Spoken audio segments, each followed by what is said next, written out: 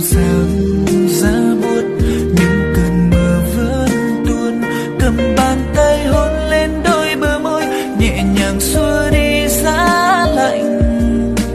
Mang trong tim tình yêu anh sẽ trao em ơi người hỡi.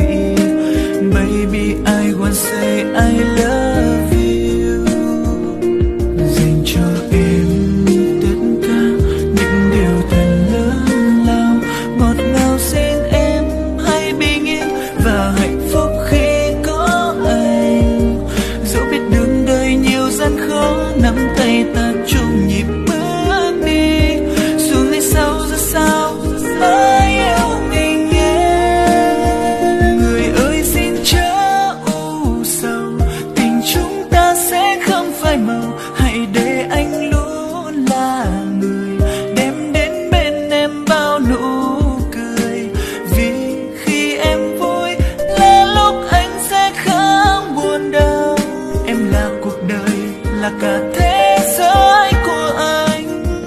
Và sâu trong trái tim này, ngàn tiếng yêu vẫn luôn dâng đầy. Dành trao cho em hỡi người, dù cho thế gian đổi rời. Just only for you and I miss you baby. Sẽ yêu mãi mình em mà thôi. Sẽ yêu mình em thôi. Dù sông có đổ, dù núi có rơi, thời gian có trôi thì anh vẫn mãi chỉ yêu mình em thôi.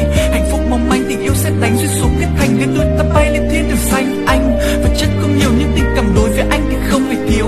Nói vui vậy thôi chứ điều mà anh muốn nói trong bài nặng này chẳng biết liệu em có hiểu. Đơn giản là anh yêu em, đơn giản là anh cần em, đơn giản anh cần một vòng tay ấm xua tan giá lạnh đan xen. Em là người yêu anh nhé, đừng lắc đầu nhắc cô bé.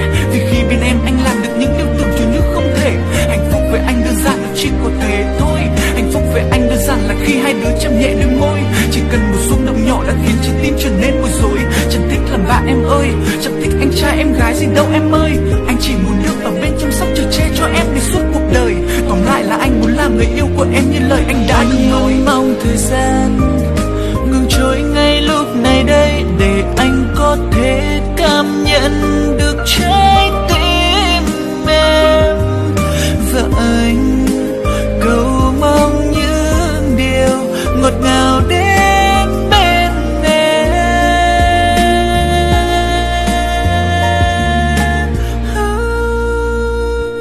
Phút yêu đâu ngào dịu kỳ từng giấc mơ ôm kỷ niệm. Trái tim nguyện cầu tương lai cùng nhau,